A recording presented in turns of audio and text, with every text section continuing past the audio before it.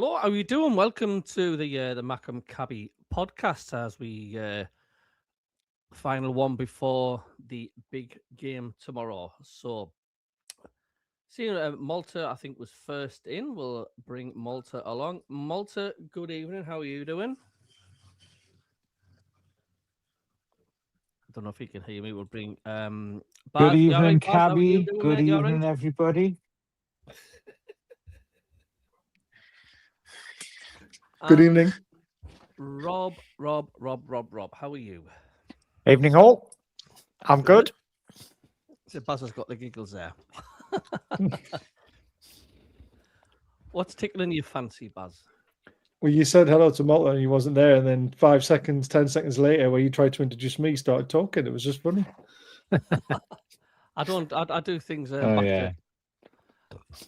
to back to front. You know what I mean? How you all No, doing? no, You all right? you might have a delay. I don't know. Everything's good. I think it could be a delay because I was talking, but yeah. It just happens. It just does. It happens. Right then, how we're feeling for tomorrow? Nervous. Alex is bricking it. Are you nervous, Yep. Rob? Are you nervous, Malta? Yeah, more so than I Am was I- game at Stadium. I like. Am I nervous? Do you know what it is? Yes, I have to say I am nervous at some point, but I've always been a bit of jitters pre-Derby, right? It's the two games I look forward to most in the season when we're both in the same division. But it's also the game which is just like, I can't sleep, I can't, concentrate, it's just like, it's the derby, regardless of how much, or how little, some Newcastle fans are sort of saying, man, Champions League, it's all about Champions League for us. It might be all about Champions League for you, but really, the league is your bread and butter. The local pride is where it's all at. And to be honest, we've got nothing to lose. We already won the first derby, and a Newcastle player who has obviously been dropped. He's not playing as a striker anymore because his best strike and performance came against his own side. So we've got nothing to lose. If we go there and we lose 1-0 or 2-1, we've not lost anything because that's just 1-1 over the season. And we are plus 3 points on the easy 6 points against the Mackhams, which is what every Geordie pretty much to a man, woman, and child, and the odd alien as well, said, we're going to smash you, man. Like Dafty on TalkSport, who said it was going to be 10-0 and stuff. Where he's disappeared off to into his hole.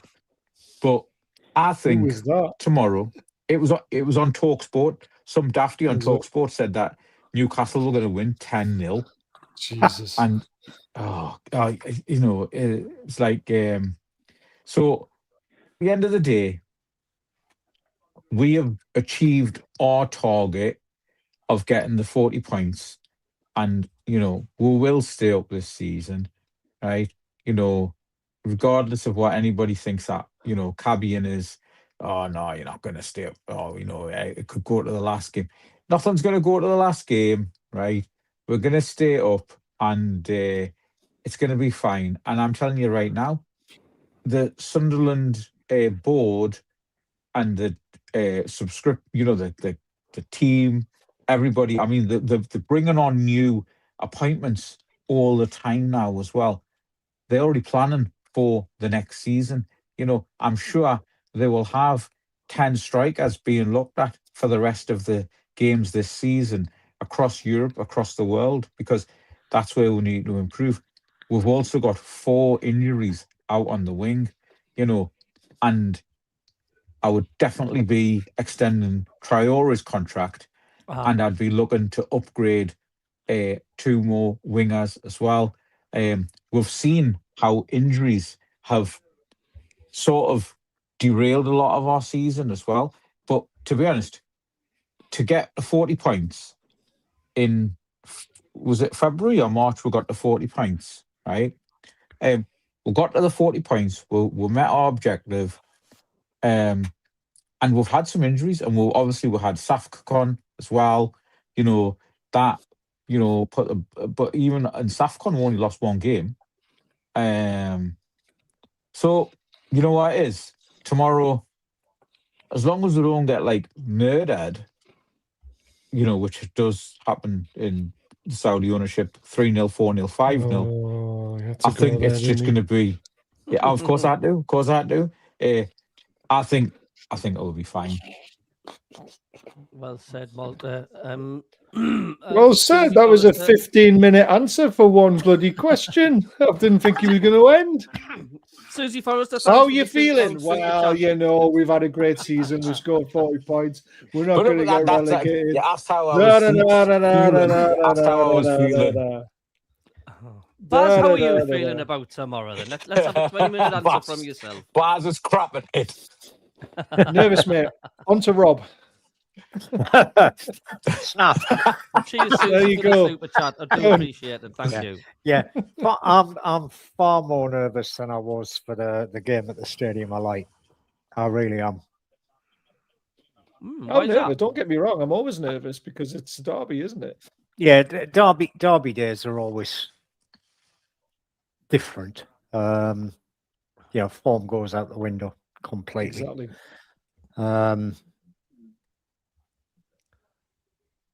We do have injury problems, but then again, Newcastle have got just problems. as many, if not more, injuries.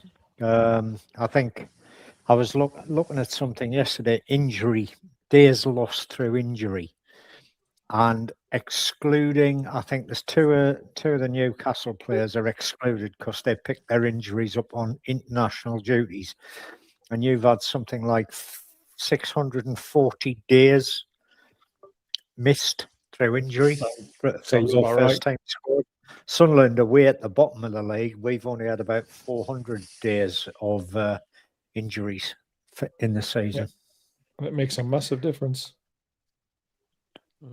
Are you feeling, Baz? I know you're nervous, but I mean, you've got a confident. I mean, all I've heard and every pundit I've listened to so far on the radio are saying 100% Newcastle's going to win tomorrow. And do you know why? Because they got trounced against Barcelona. They are saying that that's going to cause a reaction from Newcastle. Well, hello, what about Sunderland? We've played poor the last few games going out to Port Vale. Do you not think we want a reaction? Do you know what I mean? But the pundits have got to use hook, line, and sinker. You're going to win. Because we're at home. Champions League exit. Well, it's not just a Champions League exit. It's we're at home. We're with our fans. We're no disrespect to you guys. We are the better team on paper. If you go through 1 to 11 when everyone's fit, even when they're not fit, there's not many players I would take from Sunderland to put into the Newcastle starting 11. That's not being disrespectful. Goalkeepers would walk into your team. Either of our goalkeepers. I said there'll be a few. I didn't say there'll be a lot. Yes, your goalkeeper walks in, but who else walks in? And for who? To be honest, I'd say Dan Ballard is better than Dan Donkey Byrne. Okay, but is he better than Botman and better than Chow? Bearing in mind, Botman plays for Holland, Chow plays for Germany. I don't think so. Ballard's not even an international. What about McGeely? Would you say McGeely is better than He plays for Northern Ireland, Baz. Oh, Jesus Christ. Now we're scraping the barrel, aren't we? Their next game, international. Germany, Holland, Italy in the qualifier for the World Cup. Yeah. Germany are favourites to win it, and Chow is one of their centre backs, so that just tells you everything, doesn't it? I'm not being disrespectful to you guys, but you've got to think about, look at our players, look at what we've achieved compared to what you guys have achieved over the last 4 years. You've just got back into the Premier League. We've won a trophy, and we've been in the Champions League. There's not many players would walk into our team at all. There's few who make the squad. Ballard would be a great squad player for us. I wouldn't put him in our starting 11. I'd put your keeper in our starting 11 easily. And there's that midfielder, forget his name. Xhaka. Is that? No, not Xhaka. No, not Xhaka, because he would have to take Siddiqui. I would potentially put him in with Bruno and Tonali, because I think he's very, very good. But Xhaka's not getting in our team because we've got Bruno Tonali and J7. I wouldn't drop any of those free for Xhaka. It's as simple Who's as that. J7? Joe Linton. Is that what Linton is? That 7?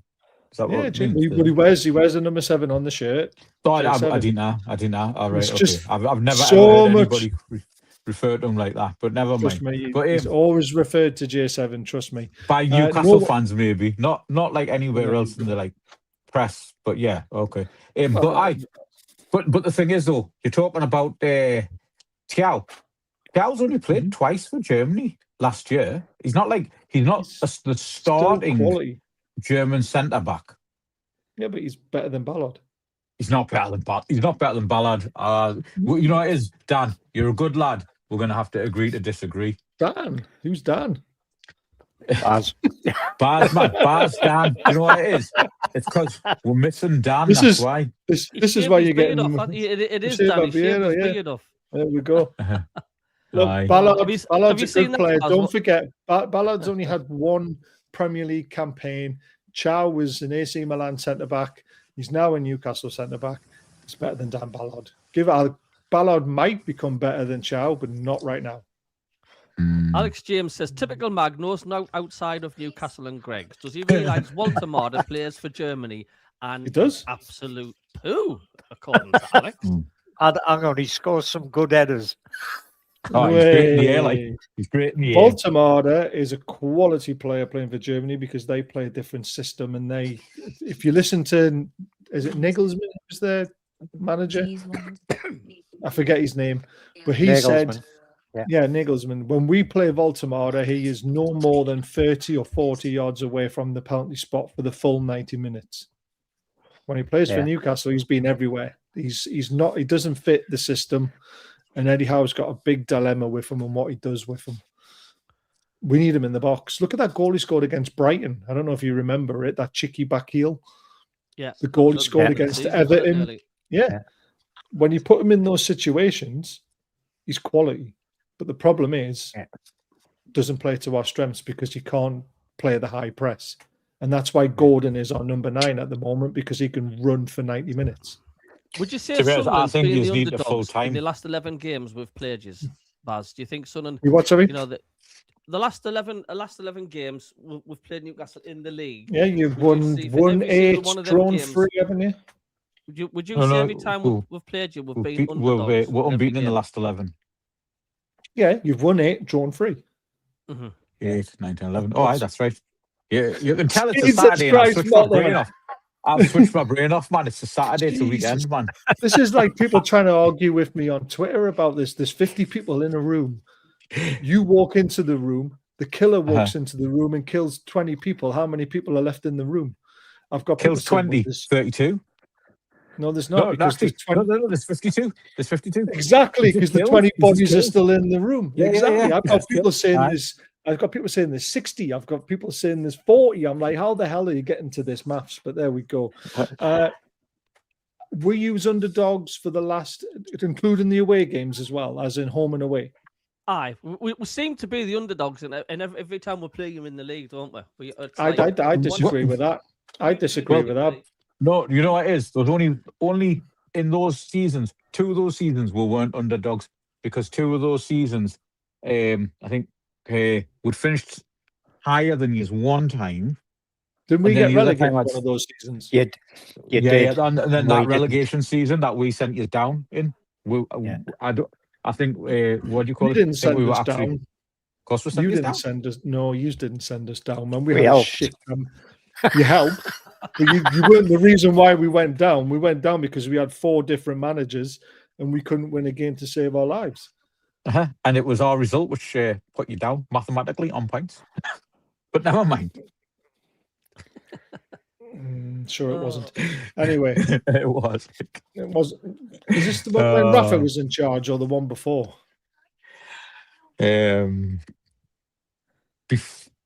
no, it was because we Because it won was our Rafa, game, it was right? Liverpool. It was Liverpool who put us down because we got beat at Anfield 2-0 and Michael Owen refused. Yeah. No, it wasn't us. the Rafa one, it was the other one. It was the other So one. the other one was I can't remember who was manager when we went down the first time. Oh, it was Shearer. Oh yeah, well, Oh, Shearer. yes. Yeah, That was yeah. Liverpool. That was Newcastle's Liverpool most as well. famous son. Yeah, it was. That was Liverpool as well. We played Liverpool away, got beat 2-0, and then we went down. I'm sure it was And then 2-0. we swapped positions. Yeah, The season after, I believe. We did.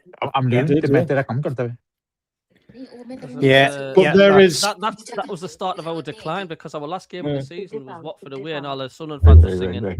"We're You staying didn't take up, it. Right, going show me the down, thingy. staying up, This. going down," and Yeah.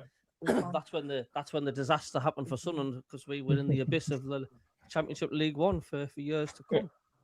But no, I disagree that you've been underdogs in every single game because you've got to go back quite a long time before there was a derby, and in that time, you had Paolo Di Canio as manager.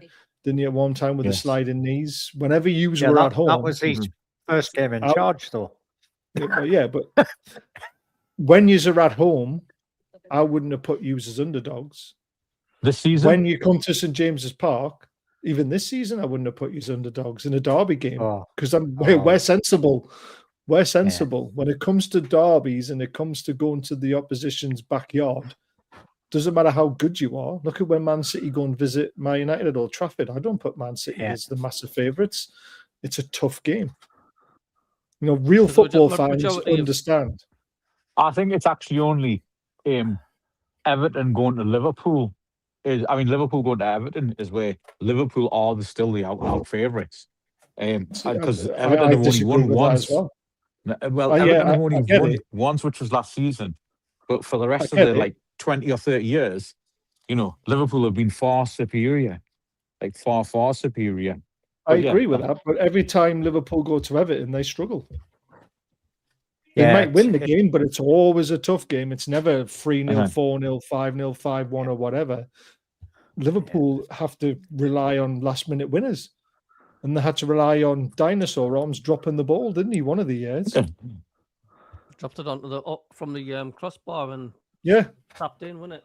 It was Origi, wasn't it, who tapped it in, if I remember rightly. And it's Everton-Liverpool next, and that is a huge game in the league. Massive is. game. Especially after today's win for After Everton. today has been absolutely superb for Newcastle.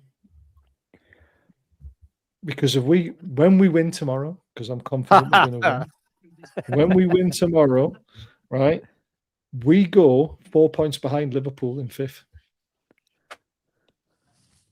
That's huge. Absolutely That huge. is massive. And the run of games we've got compared to the other teams, I still believe we can win 6 out of the last 8 games we've got, and that will get Who us are the into 6, Baz? Daz? Who are the 6? all our fixtures. Let's have a look. I've got to bring them up again. I know we've got Arsenal, which is one of the ones I say we won't win. No, you win. But we've got like Palace at home. So we've got Palace away, Bournemouth at home. Yeah, Palace should be a tough game, but we should beat them. No. Bournemouth at home is a dodgy one. Over the last 4 seasons, how many times have you won against Palace away? Palace away, won 1, drawn 2, lost 1, I think it is. Yeah. So then If I you kind of remember say rightly. we should win that. If you had won 3 and drawn Yeah, but we 1, should. then you can We say should that. now But see, with the way Palace are it's not right a should. now. You can look at it from the form of the two teams. We've just beat Chelsea. We've just beat Man United. Their manager's thrown them under the bus. Exactly. Yeah. Their So manager's thrown them right under now, the bus. in this situation, regardless of And what's just got happening in the beat last 7-2 by 4 years, Barcelona. we should be beating Palace away. Bournemouth at home always scares me because Eddie Howe can't beat Bournemouth. Yeah. Arsenal away. They were robbed yesterday. Well, a lot of people say Man United would have robbed, to be fair. Brighton at home. That's a bit of a dodgy one because Brighton always come and do a job against us and beat us 1-0. Forest away. Brighton are West very Ham good. at home. You know what it is? And then Fulham away. Yeah. They beat Liverpool today. They did, but they were at home. Yeah. They're a tough team to play, Brighton. They are very tough to play. Fulham are not bad either. Yeah, but we've They got the won wool again over today, didn't they? Fulham. Yeah, 3-1 against Burnley. See, Brighton and Fulham, they're both going to be in the chase for a European Fulham won't place be. as well. Fulham won't be. I don't think they will be. 7th or 8th are going to get Europe. I mean, if let's think that if a English side also wins the Champions League or Europa, No, it has to be Liverpool. Does it- Fulham are in It has ninth to be and Liverpool who they're win the 5 Champions points League. behind Liverpool. Yeah. Fulham are a very indifferent team, though, when it comes to them going away from home. They're a very strange team. I reckon they'll finish 10th.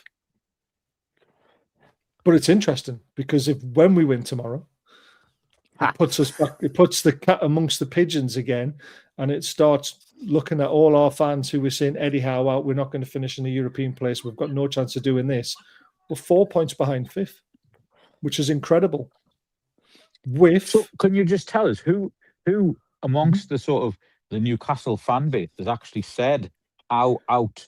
I mean, they can't just say it after losing against Barcelona at the Camp Nou. No, they've been saying it for months. They've been saying it for months, Malta, and And it's you know the what it is? same It's- with it's the same with some of our fans calling for Regis's head because Exactly. we've had a bad run.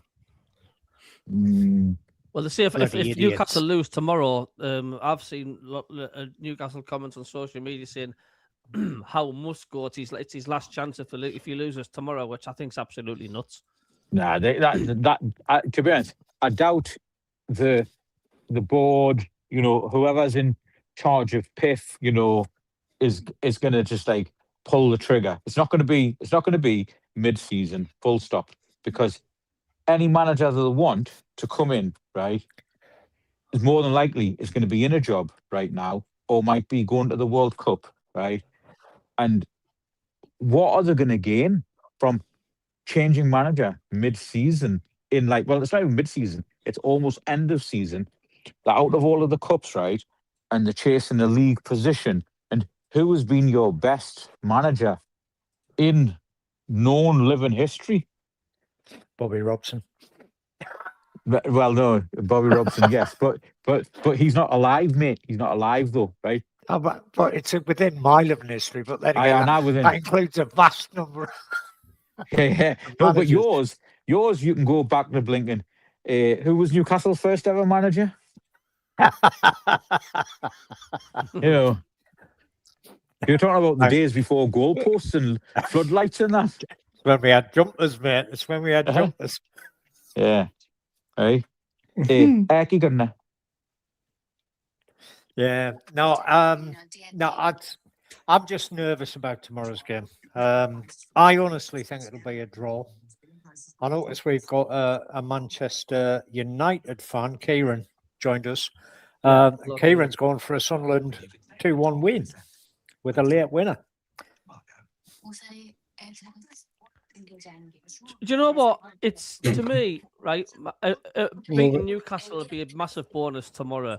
But as far as I'm concerned, my priority was Sunderland staying in this league. It's staying in this league. I still think Sunderland need another 4 points. No, to you don't. virtually The record's guarantee 42. safety. I don't know. Come on. It's just we're not mathematically safe, and that's the way I look at it. But my priority is just making sure that we do properly secure Premier League status. How many teams are below Maccabi? I don't know. Uh, Rob, let's have a 11. look. 1, 2, 3, 4, 4. 7. The relegation spots. Yeah. So So 7 West Ham in are on 29. You're on 40. So, There's no way yeah. West Ham are gaining those 11 points without you getting a couple of more points. Why'd And you bearing say in that? mind they've all got to play each other. Yeah. But it's not mathematically impossible. We could go down. So Yeah, but they've got to win. Cabby. They've got to win 4 matches, and you've got to lose 4 matches before they get a point ahead of you. Mm-hmm. Yeah. Do you actually think that's going to happen? Cabby does because he's the eternal pessimist. No, well, I can't see Spurs doing it, to be honest. 5 losses and a draw in their last 6. So West Ham's next games, right? Let's have a look. Villa tomorrow, right? That's a toughie. West Ham Leeds, That's West a Ham 6 Wolves, pointer. Palace West That's Ham, West Ham Everton, Brentford West Ham Arsenal, Newcastle West Ham Leeds last game of the season.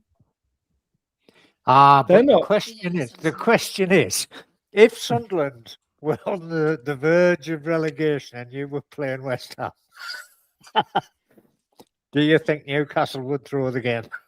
No, because we need to get our European spot, don't we? Yeah. Well, that's the league. I've got the league table up there. I mean, I would definitely say Wolves and Burnley are down, but I do think it's between Sunderland, Palace, Leeds, Tottenham, Forest. No, I think Spurs are going to be in that bottom 3. I really do. I'd love it. I'd just They love are it. Really? shite. They are shite. That doesn't paint the whole picture. Spurs have drawn 1 and lost 5 of their last 6 games. You're telling me, Spurs Cabby, are right? shit. Any of those teams from 14th down are going to put a run of 4 games together and win. Nah. The most they've ever done is 2. It's And a you've funny got thing. to lose 4. You've got to lose 4 in a row. We're capable they've of got doing to that win. because Yeah, but the are second those half of the teams season, capable we've of been winning dire, 4 in like. a row, though? we've Are been 3 of dire, those Bob. teams? Baz, Yeah, but are 3 of those teams capable of throwing a win of 4 games in a row? None of them are. None of them Yeah. are. Exactly. West Ham could be. West Ham could be. I still can't see them winning 4 in a row, not with the games that they've got. if there's one No. team that's going to win 4 in a row, I think out of that lot, it's going to be Spurs. Nah. Spurs. You don't think Spurs so? just. Nah. Spurs Spurs are got just flattered crap. against Liverpool, didn't they? When Liverpool was shocking for 45 minutes. Yeah. Mind Yes, you, they did get a they decent were. result against Atletico Madrid, to be fair. And I know the game was technically over after the first leg, but they still beat them at home. But they concede too many goals. They finished 17th in the Premier League last season and won a bloody European trophy. Yeah. So you know, doing well in Europe. Well, not that they did well; they still got knocked out. But doing well in Europe is no reflection on where you're going to finish in the league. I honestly think Tottenham will be in the bottom 3. I think West Ham and Forest will get out of it, and Tottenham will end up in it. Because you know what it is? You know the Tottenham players, right? It's like how many of these Tottenham players are actually local Londoners, you know, Spurs fans, you know, most of them are just like most other players, mercenaries. You know, you don't have the, you know, like at Newcastle, you've got Dan Burn from Whitley Bay or wherever he's from, right? Blythe, right? Bliss. And then Blythe. Any other locals? They got we've got his brother playing. Lewis Miley. Miley. Yeah. Lewis Miley. There you go. Is he the one who plays out on the wing? No, he plays centre midfield, but he's also played at right back as well. He's injured at the moment. Who's the one who plays on your left wing? Who plays on the left wing? Well, you got Gordon or Barnes. Barnes. No, it's not Barnesy. Barnes. It's not. There's another lad Murphy plays on the right, but he's a Newcastle fan. But he was born in Norwich, wasn't he? Nah, he's not local. His family, He's not local. his family were from Newcastle, just like Lewis Hall. Lewis Hall's dad was from Newcastle. Lewis down to Hall. London. Lewis Hall. I tell you what, he's a good player. Like, is he in the England squad? Yes, he is. Yeah. Saying that, I was going to say, if he wasn't in the England squad, based on just like the last 4 games that I've seen him in, he bloody deserves to be. Oh, he does. I think he should be our left back for a lot of years, with Tino at right back as well. Yeah. But Rhys James will probably play at right back. Thinking on what Malta was just saying there, interesting comparison with Sunderland, though, Malta. Oh no, that's it. That's it. How many Sunderland fans are in our first team? None. Well, because even Chris Riggs, Chris Riggs was a Newcastle fan. You know, it'll be interesting if he scores tomorrow, whether he celebrates or not. Be very interesting. He's from Bandit country, though, isn't he? I think it'd be stupid not. It'd be stupid not to celebrate. It'd be his very first goal in football, wouldn't it? And First in team the football, Premier no. League, yeah. in the Premier No, League, yeah. his first goal in the Premier League. No, you would think so, right? All of his family are staunch black and white. Like his dad obviously comes to the Sunderland games, watches the Sunderland games because his son's a Sunderland, plays for Sunderland. Just like, probably you would if your kid got to play for Sunderland of as course I well, would. right? But right, but it doesn't change. It doesn't change who he is and what he is and where he's from, right? And even if he's had 10 years, 11 years in our academy, right? Still a Newcastle fan. Of course Yeah, he but is. He's But still a to be Newcastle fan. emotions on the day and the joy of scoring a goal. It's very hard to keep your emotions intact sometimes. He's only a young lad. He's probably going to forget that. No, it is. It's true. It is, right? But I think if he scored at St James's, I don't think his celebrations would be like when he scored his offside goal against Brighton. I do not think it'd be like that at all. I think it would be a bit more muted. Yeah, possibly. But again, he's never played so for us as well. So sometimes it's different when a player's played for you, then moved as well. Yeah, so he's grown up playing. He's always for been at Sunderland. Sunderland. Yeah. So that's another side of it. I mean, it was. Look at Jack Colback. He was a Newcastle fan. It didn't stop him celebrating at St James's Park when he scored the third. No, that was great. That was that was there. That was interesting comment from Raymond Kangumba. Who says if you lose a derby game to Sunderland, Eddie Howell gets sacked, and Francisco Fraioli appointed as a manager.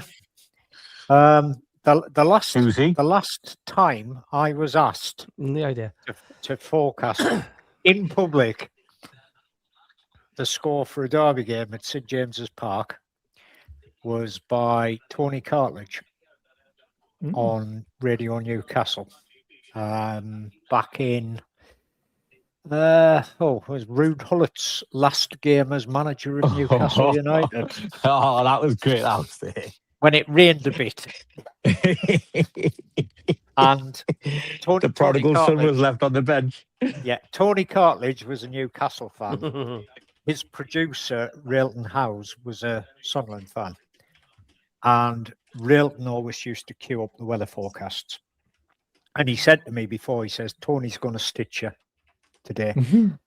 He's got an article about Newcastle Sunderland game on beforehand, and he's going to stitch you up with a forecast. I was like, right, okay then. So he came on, he said, so Rob, big game tomorrow night, what do you reckon? I went, 2-1 to Sunderland. Hullett gets sacked on the day after. Oh, do you really think so? I said, yep. I said, that's exactly what's going to happen on the grounds that Newcastle fans will accept most crap from their managers, but they will not tolerate being beaten by Sunderland at home when the manager's not doing very well. And he did. He left Shearer and bloody Ferguson on the bench. He left Shearer and Ferguson on the bench. Admittedly, the weather was appalling that night. The weather was appalling. No excuse though. But it wasn't an excuse. But as it happens, he got sacked the following day. So that was one of the best forecasts I ever did. Would you be happy with a point tomorrow, Baz, or would that just not be a disaster for you tomorrow? No, I wouldn't be happy with a point because of the results going our way this weekend. You've got to take advantage of it. If we want to finish in a European spot, and this is what everyone's crying out for, we have to win tomorrow. Is the Champions League still a point doesn't help anyone. Of course it is. If we win tomorrow, we're 4 points behind Liverpool in 5th. And they're not playing well. Chelsea aren't playing well. Villa are dropping like flies as well. There's a very good chance if we can carry on the run of form we're in, take away the Barcelona the 145 minutes where we got absolutely battered. We're in a decent run of form at the moment. We drew with Barcelona at St James's Park 1-1. We beat Chelsea at Stamford Bridge. We beat Man United at St James's Park. They're good form results. So we have to win tomorrow to keep it going. And we haven't got to lose.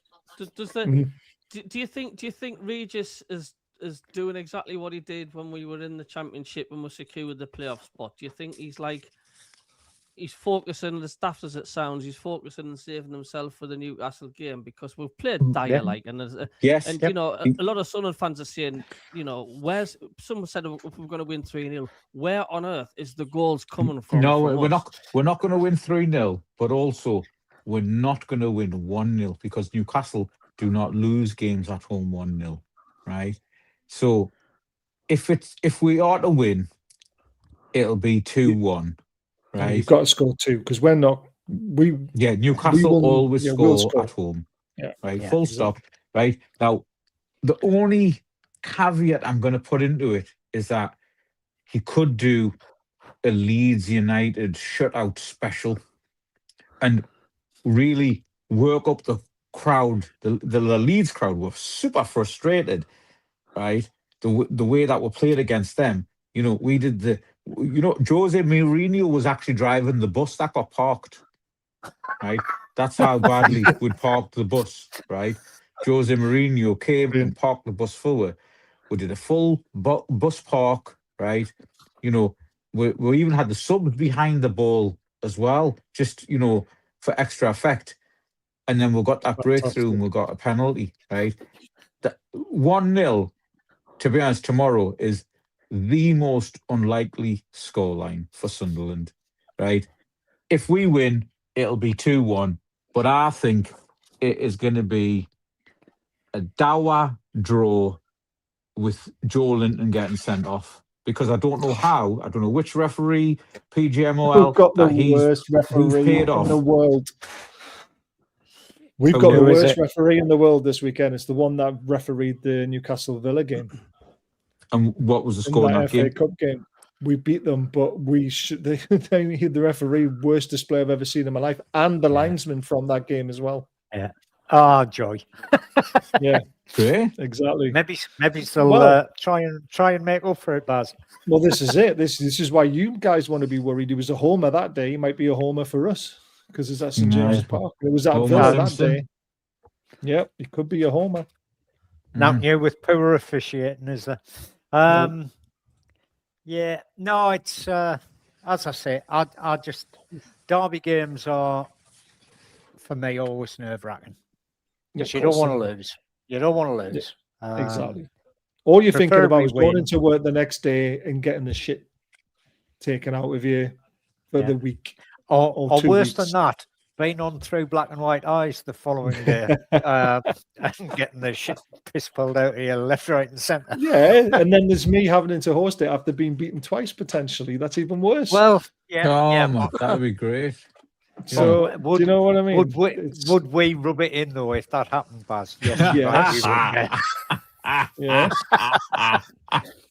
Do you think there's a chance it could be another 5-1 defeat off something like that? Because I mean, our defence has been a bit open, and do you think there's a chance of a collapse? No. Do you know what? It is, Cabby? No, that won't happen. Only because we can't score 5. The 3-0 defeats that we have had, right? No, the 3-0 defeats that we have had, right? We've stopped the bleed, right? Like Man United was 2-0, right? If we didn't stop the bleed, it could have easily been 7-0 at Old Trafford, right? One thing this side can do is defend, is get the low block in, and just get men behind the ball. If Newcastle go 2-0 up after 20 minutes, right, which is how they were playing last season and how they have played some of their games this season, right? If they do the Ange Postecoglou style, 2-0 up after 20 minutes and the game sort of won, right? And then it will be 9 behind the ball for the whole game for us, and it will stay at 2-0. That's what will happen. And you know what it is? You know, if we lose the game tomorrow, I'm actually not really that bothered, because you know why? That's just 1-1 in the derbies over the season. You know, we took 3 points off the richest club in the world. That's it. Not the richest club in the world. Why are you saying that? It is the richest club in the world. Boring hearing that. We've got the richest owners in the world. It's your fans who sang about it. No, your fans sang about it. when we got You've took got over, Lionel until they Messi. changed the rules. No, You've got Lionel Messi cleaning the Jesus boots. Christ. It Jesus was, Christ. it was Lionel Messi selling the pies, wasn't it? Oh, was it Lionel Messi selling the pies? Right. Aye. Jesus, man. Yeah. And Cristiano Ronaldo just- cleaning the boots. To go back to Cabby's comment, do I think that Sunderland have taken the foot off the gas for the last few games since we got to 40 points? Yes, I think we have.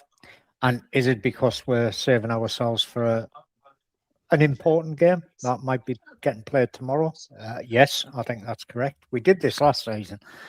We went, was it 5 games off the belt? Yeah. Lost. He did a little Prep- pre-season, prepping. internal pre-season Prepping for the playoffs. The playoffs. Yep. And that's what our And- games have felt like, Rob. The last few matches, it's a pre-season. It's bizarre. The atmosphere against And Brighton and the way we played, it was weird. If you think back to the game at the Stadium of Light, in the 2 games before that, Xhaka was running at 50%. He wasn't going to get a yellow card. He wasn't putting the challenges in. He wanted to play in that game. And a lot of the team were running at below par. And I think we lost to City, if I'm not mistaken. We could beat 3-0 off City just beforehand. Do you not think that's really stupid, Yeah. though? It possibly is, Baz, but Because if you do get beat, all the Yeah. points you've missed out on because you were resting yourselves for this game. Yeah, I know. It's I very We I have silly. had a agree. lot of injuries though as well. So We've had a lot of injuries as well. No, I know, right? But we've had a lot of injuries as well. I mean, I don't actually personally subscribe to that theory. I think you should only be looking at the game in front and nothing else. Totally agree. Totally agree. I but think that it you should only be does- looking at the game in front. it does turn and, people's heads. That's the problem. Oh yeah, it does. The big derby Yeah. games turns players' heads. You know, they put less effort in a couple of games beforehand because they're saving themselves for the derby. And I'm sure the same applies to an extent to Newcastle, apart from the fact that, you know, you had slightly, a fairly hefty game midweek either side of your league games. Huge game it was. Unfortunately, we that- just weren't exactly. good enough. Are you missing any players tomorrow, Baz, through suspensions, through yellow cards? Is Joey Linton playing Nope. tomorrow? Oh, of course he is. He's available. The players we're missing are potentially Tonali because he had to go for an MRI because he fell awkward at the end of the Barcelona game. Bruno's still missing. Miley's still missing. I think that's about it. It's mainly on midfield, the centre midfield that's been decimated.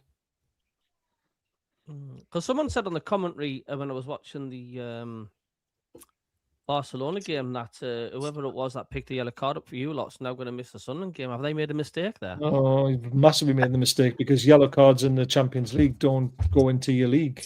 They just go to stay in Champions League. He's stay in got Europe. confused with that then. He's definitely got Yeah. confused.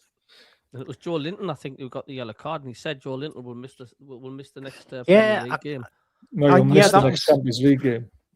That was on the BBC as well. Oh, It was, there yeah. you go. So they've clearly made a mistake with that. Because I was wondering, I thought, well, Oh. I don't think there's any truth in that because there's nothing being posted about it. So Yeah, there's no way he's missing it. Anything that happens in the Yeah. Champions League stays in Europe. So next season, if we qualify for any European competition, Joe Linton will be missing the first game.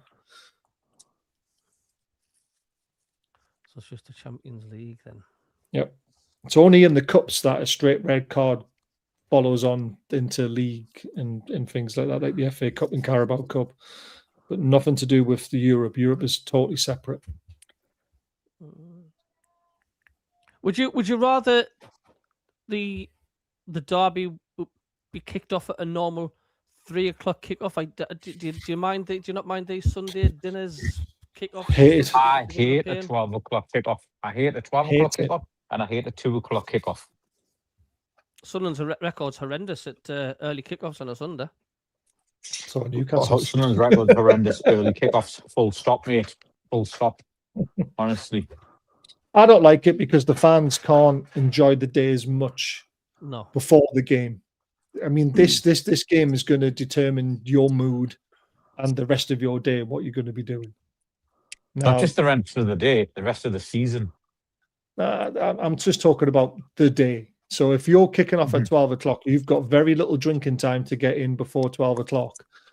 But if it was a 3 o'clock kickoff, you've got more time to discuss the leading up to the game. You can have more drinks. And then after the game, it's 5 o'clock. If you get beat, you can go home and sulk. If you win, you can stay out all night. But if you get beat at a 12 o'clock kickoff, it's 2 o'clock in the afternoon. Jesus. You can go out and drown your sorrows. Which When is was the even last worse time we had because 3 you've got a o'clock kickoff lot for the longer. derby then? Oh, When was years the and years and years ago. Years ago. Yeah, they won't do. The police won't allow it now. It always gets changed to an You know, early though, kickoff. yeah, no, it is Northumbria Police. It was just the only time, like, I mean, I remember the playoff game, 1990, right? And, you know, it's like the evening matches were good. There was a lot of bloody violence. There was a lot of shit went down, That's right? the reason why they changed it And, all. you know, that's why, like, tomorrow, it's a full, what do you call it? It's a full, what's the word? Escort in from Central Station, right? Unless you're on one of the club buses. And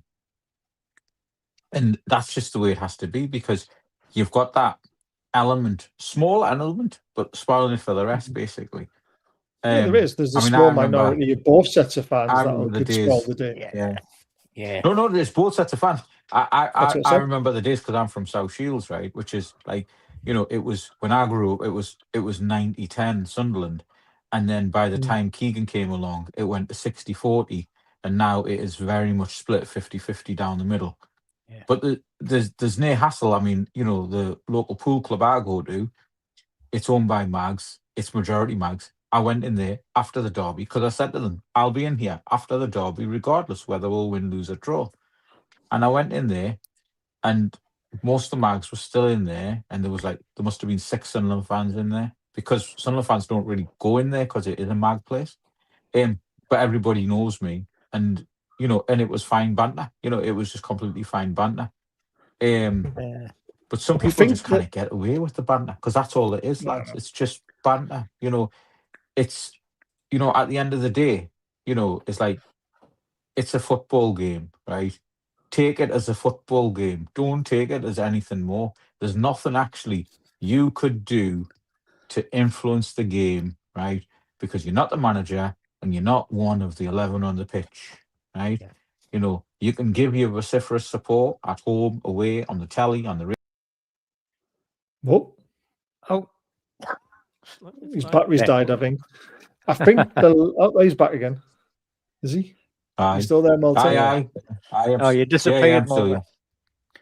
I don't know what happened there. Like, I think obviously the mag next door is trying to block the signal, you know, trying to block the signal because he went into hiding for 3 weeks after the last game. Don't blame him.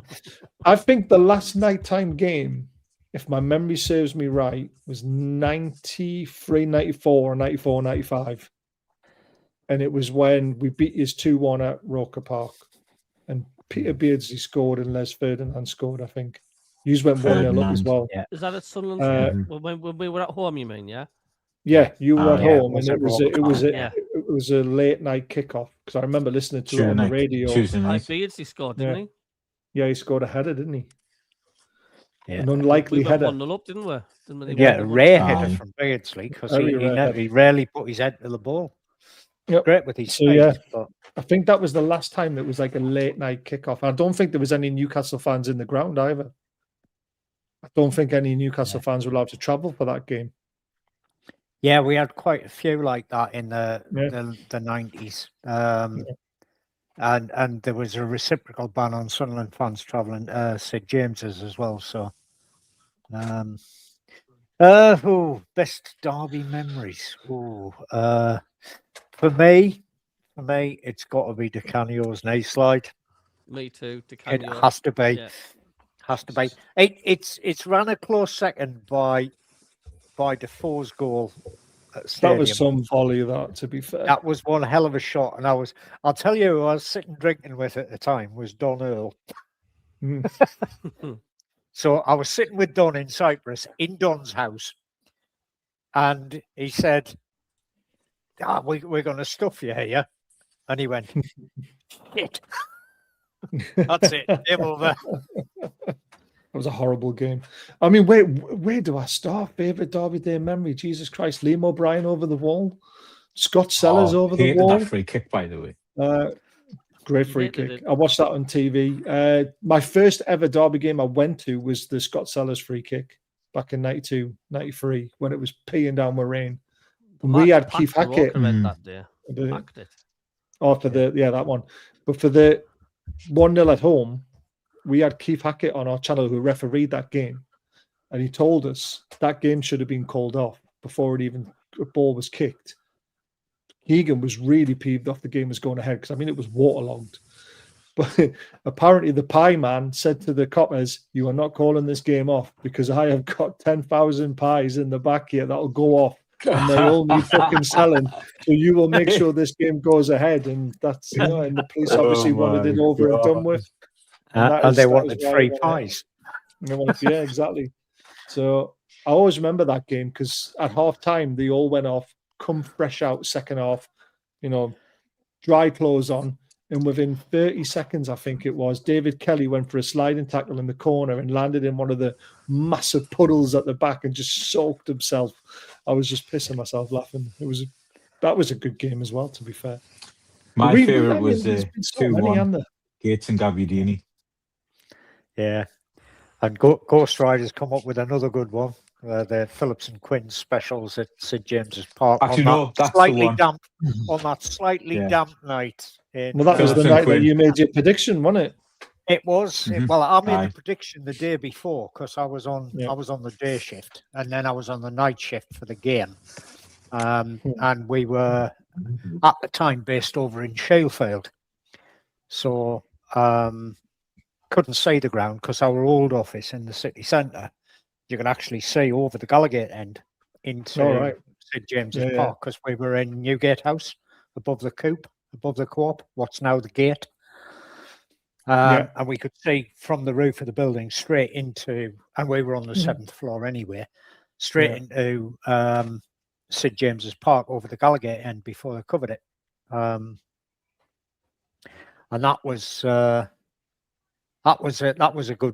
night to remember. That was a good one. But I still preferred the Canio's nice slide when the third went in. What was the special about that, Rob? Do you think? What was it?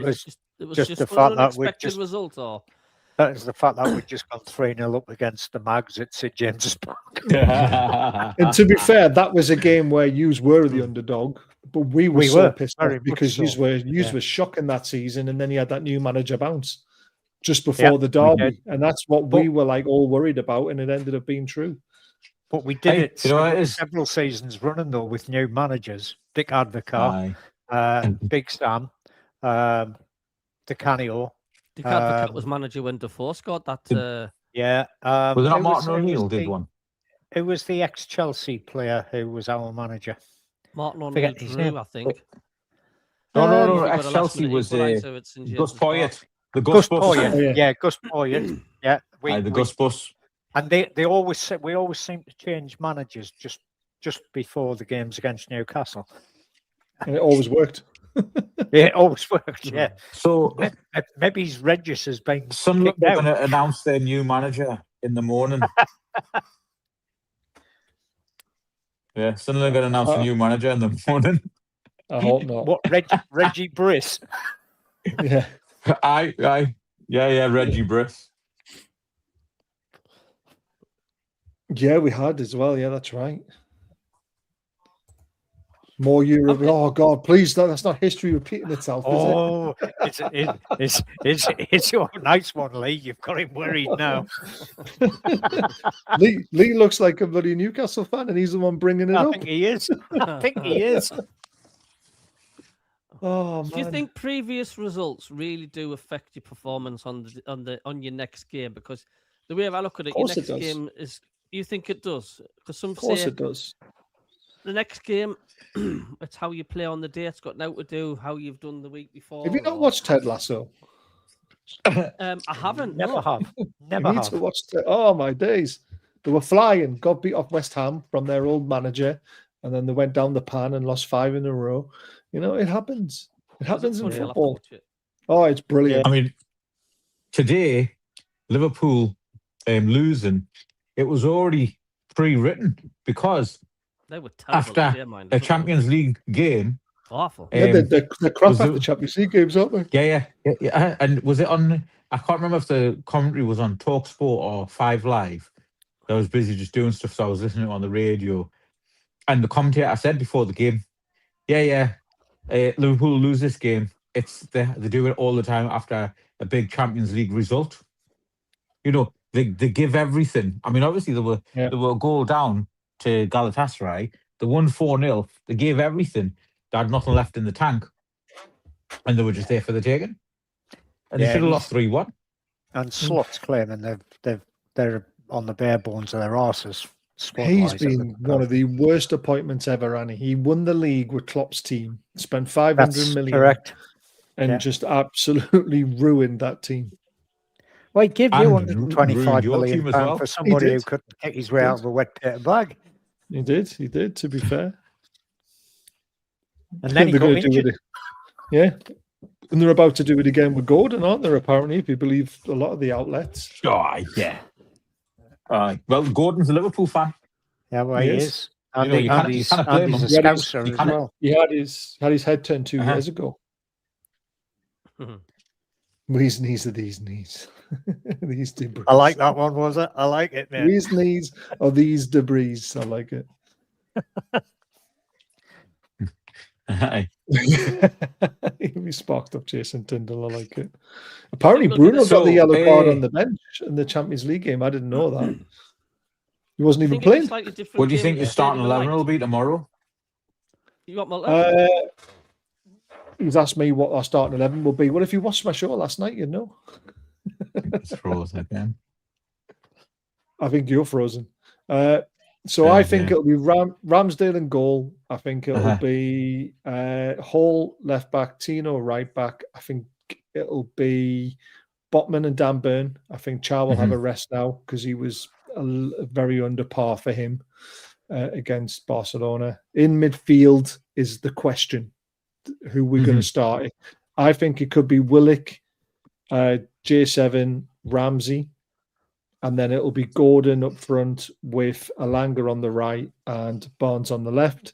But there is a chance that if Willock's not fully fit, he might put Voltemada in the midfield free. Yeah, we'll be hoping for Willock to be slightly injured then. Do you know what it is? So our Mag Slayer can be playing for the Mags. you know when the what do you call it? You know, if he does start and they call his name out, his biggest cheer is not going to come from the Newcastle fans. It's going to come from the Sunderland fans. That's when they're going to unveil their flag. We won't even hear you. So that far up. Up in the gods. No, just like you were against us. I don't agree with that at all. You know, as somebody who's been to lots of away games, we've got dispensation again for next season. But it was much better. It was much better when we were in the Leazers and that. You know, like on the bottom end, pitch near the pitch. You know, because that's how it is everywhere apart from Sunderland and Newcastle. Yeah, and both clubs have got dispensation from the Premier League and the league to do that, because the fans, the away fans, should be housed pitch side. Is where what the rules are, but both clubs have got dispensations to stick them up in the gods. Mm. Do you think it's only because it? Though? Nah. Nah. If we're winning, we'll make more noise than the Newcastle fans anyway. That's true. Can't argue against that. The only reason why I don't like that Sunderland is because we lose 2,000 off our capacity. Yeah. Right. And segregation. It's with the segregation that it's put in its place, right? Because the fans, and it was the Coventry fans, you know, who did it, chucked stuff at Sunderland fans down below them. And what they need to do is they need to get that really fine netting that Celtic and Rangers have got up. So anything which is chucked doesn't go anywhere, bounces back and hits you. But I think that's what they need to do, and I'm hoping that for next season that they sort something out, so we can actually sell those other tickets. I'll just wait until we get the rotor end extended, man. You know, the 7,000, 8,000, wasn't it? On the ground. Yep. It's going to happen soon, you know. Well, I think we need to have 3 seasons of Premier League stability. Right? Then Second they can season start syndrome. talking about Second exactly. And the Premier League does not stand still at all. No, doesn't. the Premier League is very different from when we were last in it. It doesn't stand still anymore. You can't just sit with the same side and just do 1 or 2 purchases each season, right?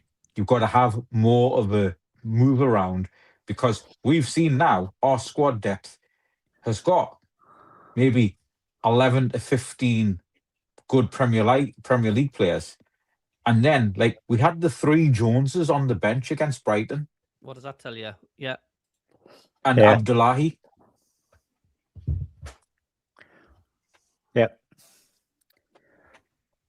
Yeah, strength and depth is something that we need to improve next season.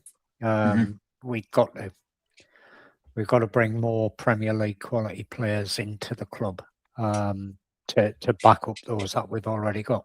Simple as that. I mean, let's face it, everyone looked at your transfer window and went, that's a gamble, because you spent a lot of money on a lot of players. Well, we But did. it We worked. didn't know who they were. Well, Really? no one did, really. I mean, there was a few fans and a few people who know the foreign football market a lot better than what we do, all said you've bought some decent players in there. Everyone knew about Xhaka because obviously he's Arsenal days.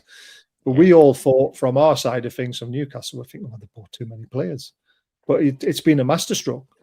You know, you've obviously got people in the background who know how to scout and who know how to pick the right players. The thing you've got to be worried about is, can you do that again? Are they going to? I think they definitely can. Most of the majority 14. of them. No, listen. You know, I'm not finished yet, right? We have had amazing windows up until this summer. Everyone we've signed has worked out, apart from maybe one that hasn't. But this summer that we've just had was a disaster, and you can't afford that to happen. We've been lucky we've been able to get away with it because we've had so many good windows prior to it and got a very good core of players. You need to be careful this summer window, because you can't go out and sign another 8-9 players and all of them pull off. You're also probably going to be shopping in a potentially a higher pool now because you're higher up the league. We need to be. Well, exactly. This is what I mean. So you just got to be careful on what you pay to what quality you bring in. It's going to be interesting what you guys do. See, I think all these striker signings, the big situation though, because we've been, I'm sick to death of season after season. Strikers are hard to find, though, aren't they? They are, but we're just Newcastle signed 2, and both of them have been rubbish. Well, I mean, do you want me to answer that? No, but they have though. I'm saying you signed those 2 strikers, but you've got Gordon is your best forward man. Because Gordon fits the system at the moment. Visser would have, had he not got injured on international duty before he kicked the ball for us and took a serious knee injury. Yeah. This is what I mean about signing players. They don't always work out. And Visser is one that hasn't worked out yet because of the situation he found himself in. Voldemort hit the ground running. I know. Yeah. That penalty just recently. He scored a header on his debut against Wolves. He scored a great goal against Brighton. He scored 2 great goals against Chelsea. It's not like scored a great goal against Newcastle as well. Don't forget that one, Baz. If you actually look at his goal involvements for his first season in the Premier League, coming from the German league, which is he did all right. He's done all right. Yeah. So back to Germany, isn't he? He's saying, nah, all this Voldemort is rubbish and all that. You know, he's having a crap season. People aren't looking at his actual input into games properly. He's actually a lot better than what people realise. Yeah, I think it's the fact he was signed as a replacement for Isaac. and I don't he's think he not was. that sort. Or was he? He's I don't not know. that sort of player. No, he's not. The thing was, Newcastle, the way Newcastle were built, they were built for Isaac. They were built to service Isaac, put the ball to Isaac, Absolutely. Isaac and put it in the back of the net. Liverpool tried that without making any adjustments. It didn't work. What Slot was trying to start to do was adjust the Liverpool formation so that it played to the likes of Isaac and Ekitike's strengths. And of course, you know, that's when you ran into the issues they had at Liverpool with Salah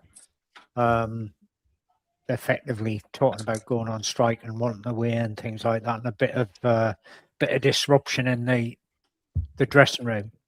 Yeah. Whereas, you know, Voltemada is, I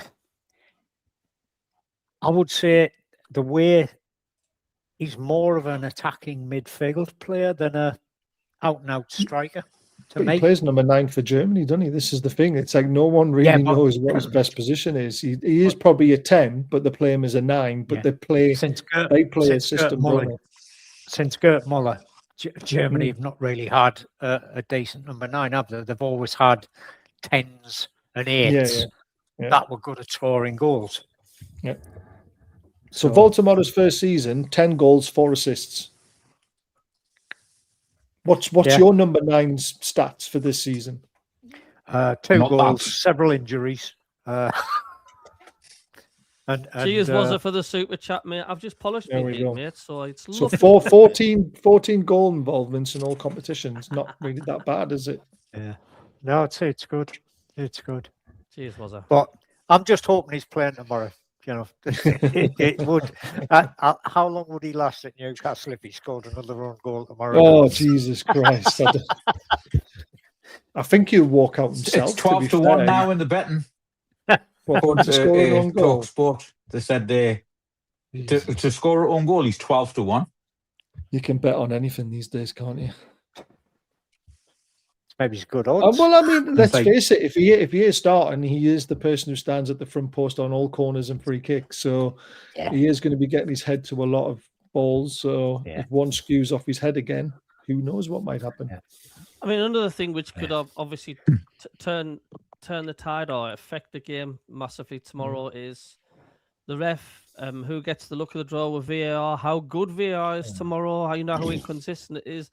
So you both could be playing superb football, but you know how many screw-ups VAR's made and referees and officials. It's, you know, that also comes into it, doesn't it? It's like one could get the rub of the green and the other one couldn't. It's Anthony Taylor who's the referee. He's a good referee. Him. God. He's shocking. Why don't you like him? Do I have to mention it again? The Villa game. The Villa game. The Villa game. We beat Villa 3-1, and he was still the worst referee I've ever seen in my life. Was he not the referee when who was the lad that collapsed with a cardiac arrest or Lumumba? No. In the Euros. On the Euros with Ericsson. Christian Eriksen. I don't know. Was he the referee, was he? Yeah, I think he was. I think he was the referee on that as well. But I mean, I didn't realise it was him against Villa. I didn't realise he was the manager, the referee for Villa game. Yeah, the Villa game, he was, yeah. I mean, this can't be right for me, right? He's had 426 appearances in the Premier League.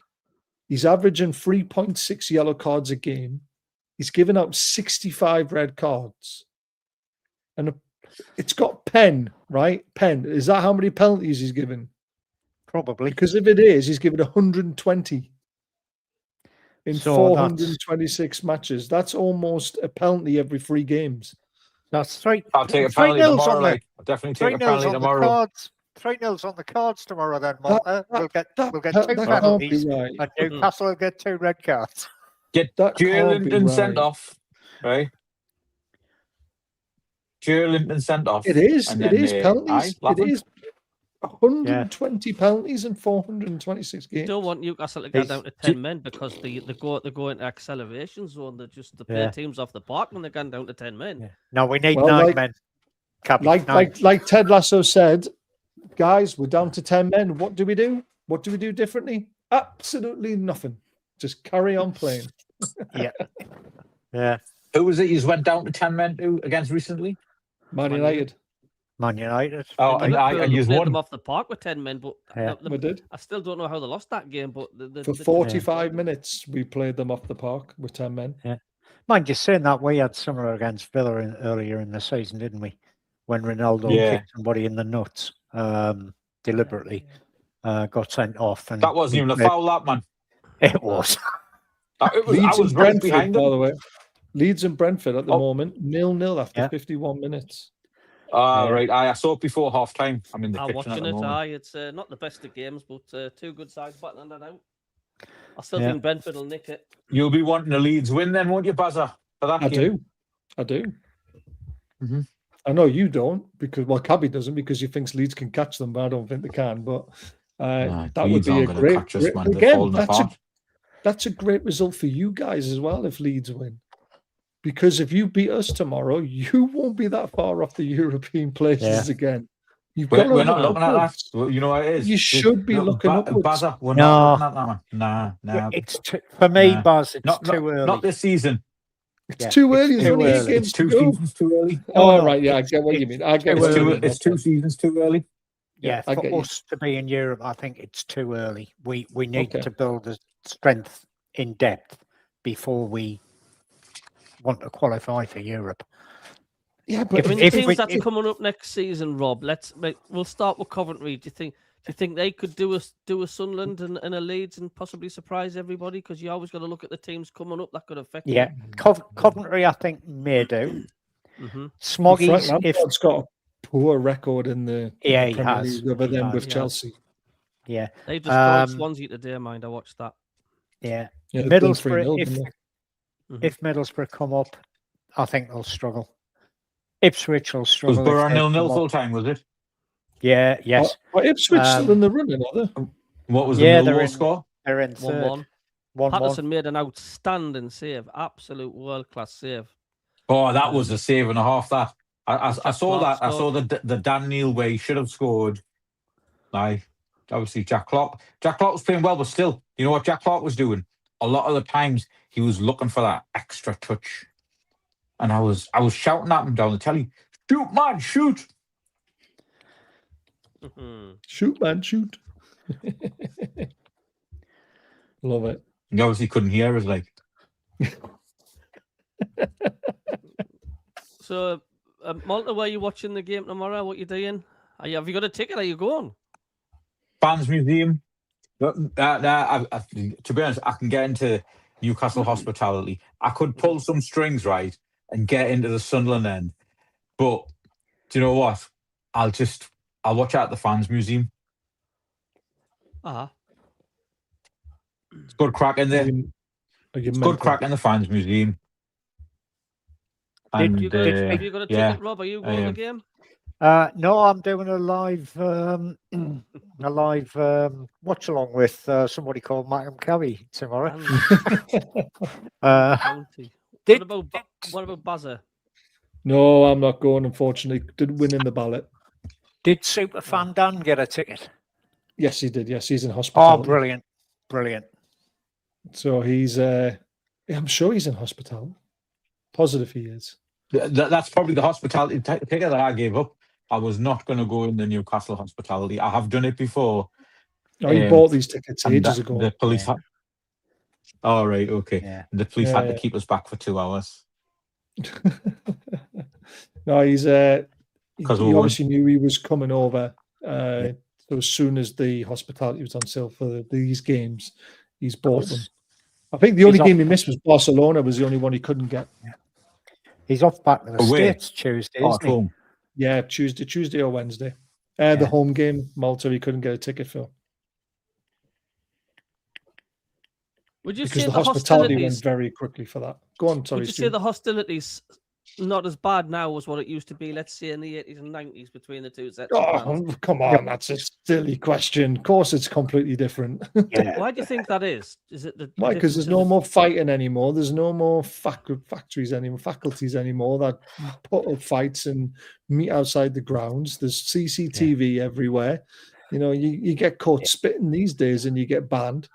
You know, To be honest, you know, one of the main things is a lot the of families and kids digitization of go to football. game. Yeah, exactly. The digitization of football is, you know, the hoolies, right? The hoolies, most of them are on banning orders. The ones that aren't on banning orders can't get tickets, right? Because you know, they again, a lot of them are banned from the away. They might not be banned from the stadium, right? But they're banned from the away games. You know, a lot they just can't get tickets because the club won't assign them because they know they're banned from Old Trafford or Anfield or wherever, right? And so these guys have stopped going to away games. They still come to home games. I still see the odd one here and there. But again, they're all 20 years older. You know, they're all my age, 52, 50s. No way. You know, and then some of them are older than me. You know, Like me. and which one's that one? yeah, well, yeah, you know, the founder of the CM Casuals has returned home. Rob, CM Casual, Mackham. Yeah. Right. So, yeah, I think it was the Seaburn Casuals, to be honest, wasn't it? Not the CM Casuals. Yeah, I know. That's what I'm saying. You're the founder of the CM Casuals, not the Seaburn Casuals. Yeah. Yeah. So, to be honest, it's good for football, for families. You know, it's moved away from being the working man's game as well. Really, it's very much the middle class game now. I mean, you just have to look when the away fans are walking towards the ground and they're surrounded by the Newcastle fans. I mean, it's just banter, isn't it? The fingers getting stuck up and well, think about it now. You can't go anywhere without a phone almost stuck in your face. Someone videoing you live. How is a hooligan going to get away with anything these days? It just doesn't happen. No, it's not, is it? Yeah. We're in a different breed of football fans now, aren't we? Unfortunately. By the way, I didn't realise this has happened, but a Newcastle van zone cancelled hours before Timeway Derby. So the Westgate Road Club. I had nothing to do with that. I had nothing to do with that, lads. Honestly, the Westgate Road Club has been is decided to cancel the venue and leaving a lot of fans a bit red faced because it was an all ticket affair. Why is that? Why have they done that then? Don't know. It's in the Chronicle. I don't really read the Chronicle because of people who write in it are, well, let's just say, shite. Knobs. Can't get away with them. I really can't. Well, especially when remember when on everywhere. Well, of course it is. But remember the first Derby Day defeat, obviously the Voltamada, Voltamac, and whatever you want to call them. They put that in the Chronicle. This was their headline. Alan Shearer laughing after Derby Day defeat. The court, right? What's Alan Shearer playing golf on a Sunday got to do after a Derby Day defeat? But that was the headline in the Chronicle. Alan Shearer laughing after Derby Day defeat. It's just they're obviously desperate for headlines, aren't they? Of course they are. It's just desperate for feedback. It's comic, isn't it? I mean, come on. It's it's a comic these days. It's trying to be all these local, a lot of these local, I would say rags are, but actually the good thing about the Echo is that the writers, James Copley, particularly, they're really good. They're really connected with the club. They're Sunderland fans. They've been going, for time immemorial. Some of the writers at the Echo as well, started off in the fan zone game and then have moved forward into, the proper paid published journalists and that. Same with like at Celtic as well. It's like the lass who did the Scottish Cup draw, she actually started off on Celtic State of Mind podcast years ago. And it's amazing how far she's come. I think I'm going to take a draw right now. I'll take a draw. Yeah. I I actually want to think go it'll to be a sleep draw. and wake up and it's Monday. That's what I want to do. To be fair, I've done that a couple of times when I'm on night shift and like I've been really worried about a game and it's like an early 12 o'clock kickoff and you finish at 7 o'clock in the morning and you're starting at 7 o'clock night the same day. I just go to sleep and I wake up and check my phone and scroll with my eyes closed and just sort of like open them up a little bit to see what the score is. And if we've won, I jump out of bed. If we lose, I just put the phone back down and go back to sleep for another hour. It never happened. Yeah. Yeah. Way I to do remember it, Baz. the day we beat Man United, the 1-0 win, that was a late kickoff. And I was at work. I had to get up at 5 o'clock the next morning. I went to bed at halftime because I was absolutely knackered. It was like I think I did 4 12-hour shifts in a row and I had one more to do. And we're playing Man United. It got to halftime. I just said to myself, I can't keep my eyes open. I went to bed and we're down to 10 men. Referee shocking. I can't take this anymore. So I went to bed and I woke up the next morning, scrolling with was it 4-0? Was it 5-0? What the hell is it? And we won 1-0. I couldn't fucking believe it. Do you know what I mean? I jumped out of bed, rejuvenated for the day. It was just a nice surprise. And I walked into work and saw the Man United fans that I work with and started giving them all this and that. And they went, "Oh, did you watch it?" I went, "No, I was asleep." So I actually missed one of the greatest parts of our season was that result. But there you go. Can you remember the player that did the chicken and got the hat trick? What, Kevin Nolan? He was on Sky Sports sharing the sofa with Gus Poyet. It was actually good banter between the pair of them. That doesn't surprise me, to be fair. But Kevin Nolan will always be known for the man who scored the last hat trick in the Derby day. In a Derby game. Yeah. Liam O'Brien will always be remembered for that one free kick. For the free kick. Is he a Geordie, Kevin Nolan then? No, he's he's not sort of Midlands area, isn't he? Yeah. Is he Midlands? Yeah. And like you say, Baz, Defoe's always going to be remembered for that volley. Oh, what a goal, by the way. Yeah. Nicholas Davies is always going to be remembered for that header. Waving his shirt around his head. These games always spring up a surprise hero sometimes. Yeah. And if you do it, I mean, Albert Luque, one of the worst signings we've ever made, but he wrapped it up. Yeah. Yeah. We beat you 4-1. He's in a song. He's in a song because of it. Yeah. Do you know what I mean? You're literally engraved as a hero when Michael Chopra, who played most of his time at Sunderland and did well for years, he comes on for us and scores with his second touch or his first touch, whichever one it was. These are the games that make heroes and unlikely heroes sometimes as well. Well, James Vaughan for us, he literally did out. I think we got him from Blackburn or something like that. He's not Everton. Was it Everton? He's going to be remembered for that. But when you see James Vaughan's face, David Vaughan. David Vaughan, I beg your pardon. Yeah. David Vaughan. When you look at when you see a picture of him now, all you think about straight away now is that goal. Top corner.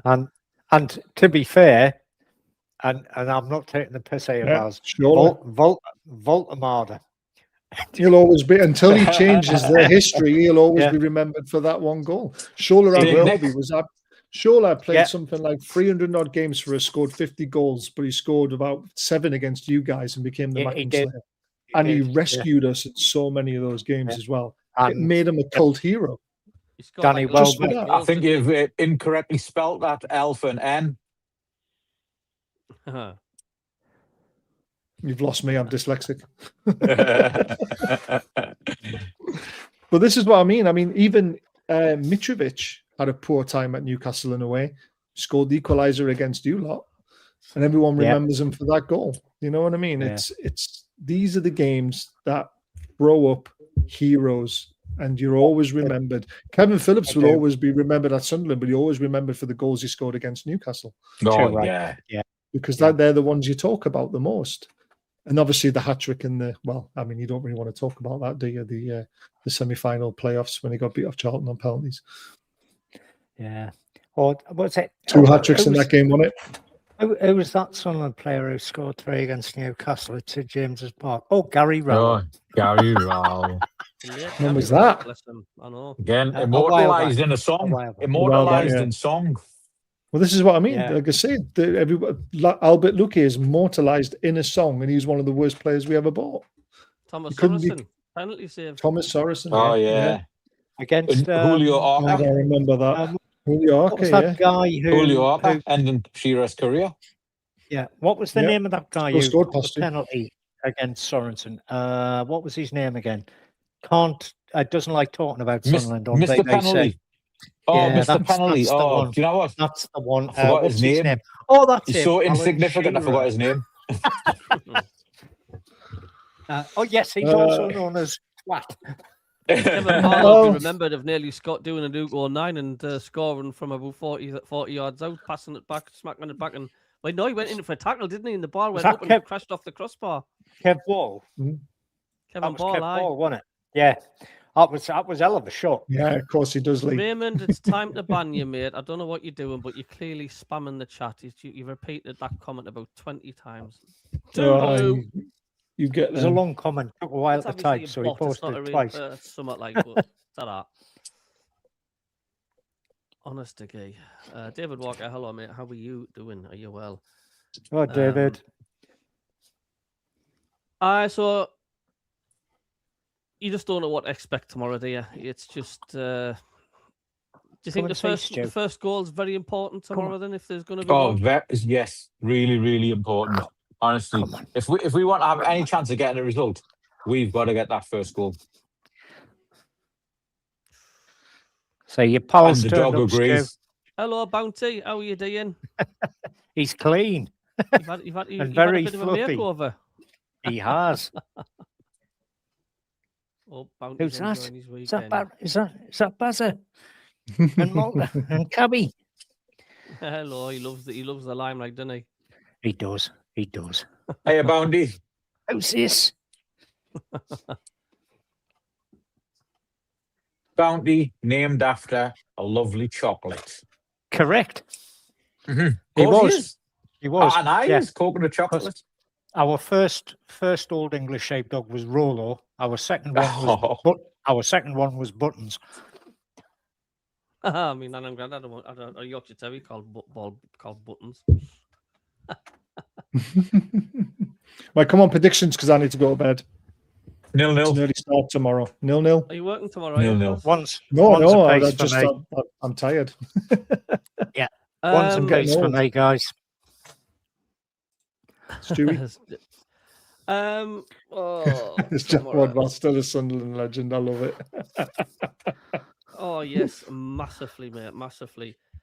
Oh, for God's sake, I'm gonna go 0-0. Wow. So you're going to keep us out and you're not going to score?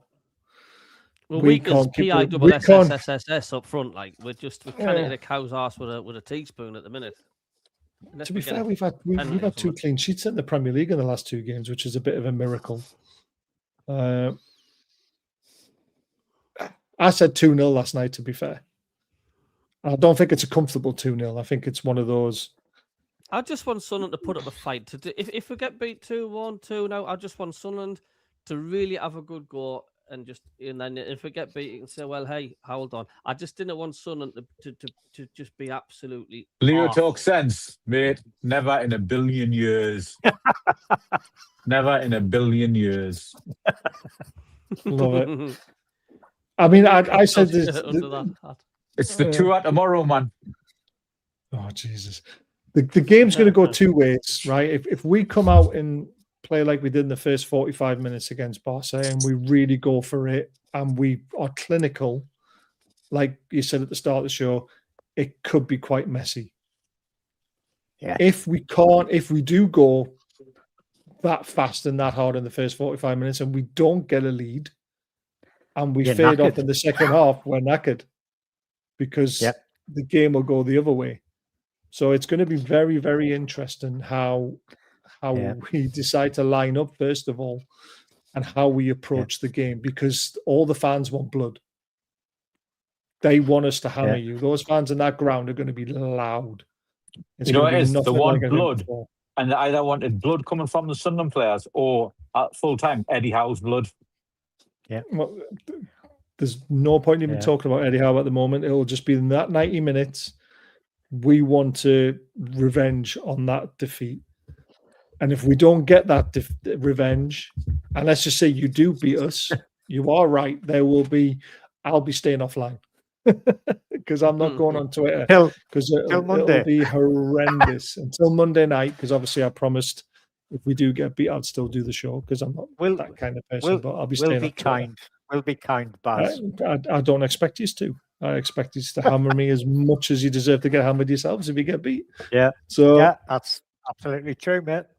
That's what we're here to do, isn't it? And we're here to have a bit of fun and a bit of banter. I just swings both ways. Exactly. But Twitter will be horrendous if we don't win. Even if we draw, it'll still be horrendous. Was that 666? You're right. It's horrendous. So I'm going to go 2-0 because our derby days are always tight. We might keep another, but we haven't. I don't think we kept 3 clean sheets in a row, so it might be 2-1. But it's going to be very tight. It's going to be very close, unless something special happens in that first 45 minutes. It could be messy. So that's my prediction. Or it could be a total boring game, a dull fest 0-0. That won't happen. You don't think? I mean, it'll finish. It could finish 0-0, but I don't think it'll be boring. I think there'll be some blood and snot in it. There is no way the crowd will allow our team to play out a boring 0-0 draw. We will be going for it. So if you're going to get a 0-0 draw tomorrow, you will be hanging on. Before we go, I'll ask this. Is the Newcastle Sunderland derby the best derby in the United Kingdom? I'm talking about Rangers Celtic as well. Yes. Yeah, it's just unfortunately, lads. I've been the Rangers many Celtic of both. derby is quite impressive. Celtic Rangers is just, you know what it is? The level of enmity and hatred is just, you've got to multiply it by 10 from Sunderland, Newcastle. And I've been to the worst. I've been chased by the Newcastle NF from the back of the Gallagher. I've been chased by the Rangers. What are these clowns called now? I've been chased by the proper old Rangers firm, right? Yeah. Down the Broom Lawn, right? The Celtic Rangers derby is much. It's the number one derby. Sunderland's number 2. It's just that they've got 100 years of religious hatred baked in. Yeah, baked in. It's a different level. So have we. I mean, we've got a lot of history. We have. Our history goes back to the English Civil War. Yeah. I know it does. The enmity between Newcastle and Sunderland stems from Royalists and Roundheads. Which is why Newcastle was a Royalist city and Sunderland was a shithole like it is now. A Roundhead city. Yeah, that's why they're called at the last Celtic game, Celtic Rangers game in Malta, where all the Ultras stormed the pitch. Yeah. Were you there? I'd say the Celtic Rangers is a very fierce derby. Oh, it is. Ours is a fierce derby as well, but I just think that their fans take it to a different level because they're the only 2 clubs in Scotland that win the league every year. You know, that's even though they're second and third this season behind. Yeah, they are. Yeah, it's last minute. Celtic Rangers is religious hatred. That's what it boils down to. It's Orange men and Catholics. That's what it boils down to. We do not have that in English football generally, but funnily enough, Newcastle was set up by a group of Glaswegian school teachers who happened to be Catholics, and Sunderland was set up by a group of Glaswegian school teachers who happened to be Protestants. So there is a little bit of religion in it. It's the same in Liverpool with Everton and Liverpool. It's the same in Birmingham with Aston Villa, West Brom, and Birmingham. Yeah, there's a little bit of a religious undertow to it. So would you say how not huge?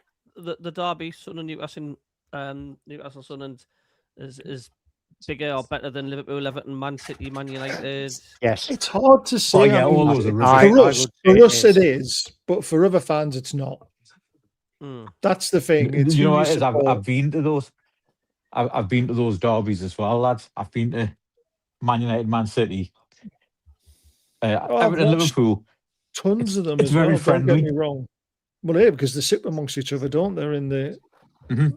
but it doesn't mean the game's not as passionate and it's not as raw to the fans itself. What you got to remember is we love our derby because we're involved in it. Outsiders will say their derby's better because they're involved in it. The Sheffield Yeah. derby, the London derbies. I mean, Brighton and Whereas Palace Liverpool is no fans- mugs either. Well, the Liverpool. Oh, If you they shut, hate but- each other. Yeah. if you shut the airport, But you know there'll be why no Liverpool Brighton? fans. You know why Palace? But you know why Palace chose Brighton? I can't. I've been They told didn't this fancy quite a Millwall. few times. They didn't fancy No. Millwall. I've been told there's history. There is Mike, a history, Brighton but the fan. thing is, it's 50 miles away, man. That's Doesn't not a matter. derby.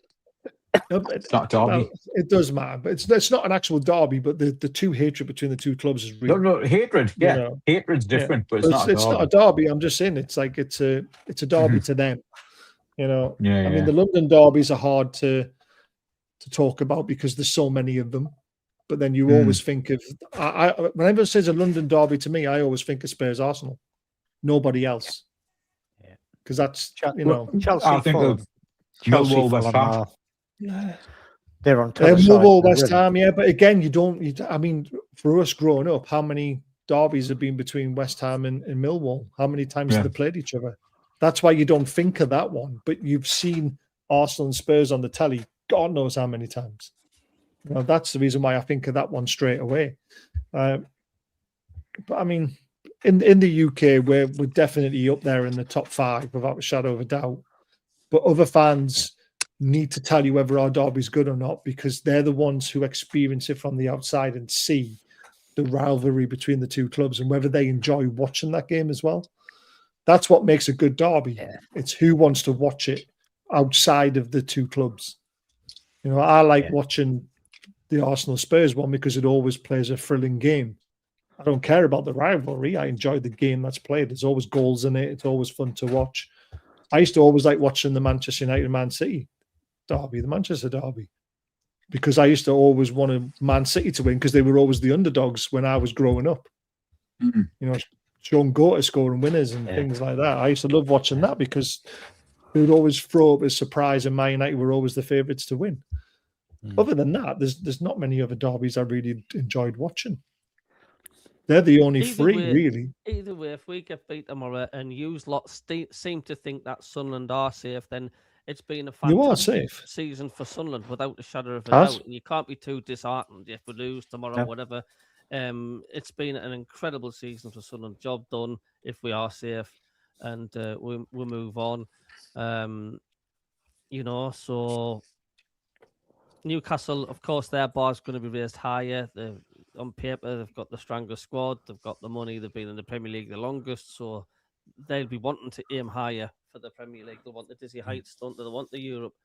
But overall, we really kind of come in. As I did say, though, it's second season syndrome. We've got to worry about it. In the summer, what would they? If you can survive for 2 seasons in the Premier League, you then kick on. Yeah, the burning question for me, Baz, is what's going to be on the scoreboard tomorrow? Newcastle versus the away team. Well, ours is done like it's done on Sky, to be honest with you. It's like a little bar with the thing going on. I don't think we'll do anything stupid. I don't think we'll go down to that level. And you can't copy us because exactly. It just makes us look stupid, doesn't it? Because it would look really daft, right? You're going to have a big T4 with that bloke with the sunglasses on saying, "How well, let's smash the Geordies." That's what you're going to have on. What was he thinking? He was obviously very, very drunk and didn't know what he was talking about. And he's a Durham mag as well, though. He's a Durham mag. That's absolutely. It says a lot. It's just hilarious. It says a lot. Man. I mean, what will be on the scoreboard will be, how badly we beat you. He's confident, Baz, isn't he? He's really confident. I am. I'm All the confident mads are- about this one. All the I'm mads are nervous, super but I'm confident. confident.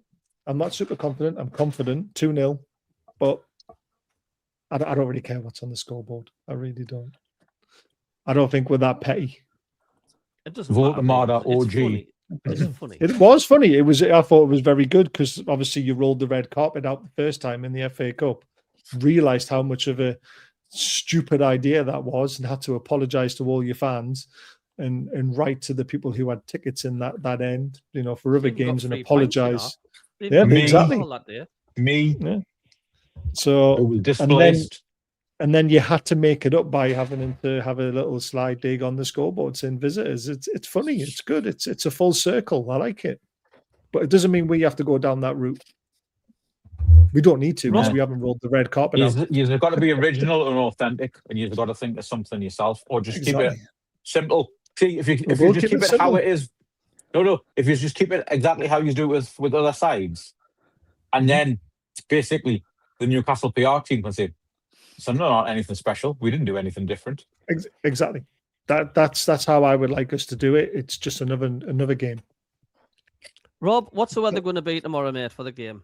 Should be fine, I think. Is it going to be fine? Yeah, I think it's going to be fine tomorrow. Might be a little bit more cloudier than today was, I but don't want it Should pissing be. down. generally, no, I don't think there's any chance of that, to be honest, Baz. Good. I hope not. Right. Shall have a Back and quick show, look. guys. Yeah, I will Really end enjoyed the it. stream. Baz, cheers as usual. No, you can carry on. I need to go to bed because No, I've got to head off Yeah. anyway. Kids and I'm stuff. gonna watch a film. Mhm. Got me liver and onion pizza. I've got a little bit of that to finish off. Liver and onion pizza. I Oh, will join you live from the what do you call it? Fans The Museum fans. tomorrow, lads. Hey, brilliant.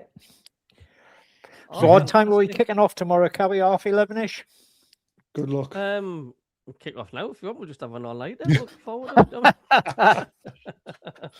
Jesus. That would be amazing. It'll be about it'll be about Yes, they 11 did. or so. Let's hope the Wi-Fi is decent where you're at, Malta. For our Oh, little yeah, bit of Fans updates Museum's from fine. you. Fans Museum's fine. Little updates from Malta and all that, and so don't forget you can follow Baz's channel as well. Subscribe through Black and White Eyes. Good channel, good lads, good banter, good crack on. So also swing out of there and have a look and click the subscribe button up as well. So we're all in it together as much as the banter We are. and the mistake. It's all good. So there we go. I will end the stream and I will just say thanks everybody and well, we'll see you tomorrow. Eh? See you Monday night. Best See you of Monday luck. Bye. night. Looking forward to it. Can't wait. Catch you later. See you, folks. See ya. Cheers, guys. Cheers, guys.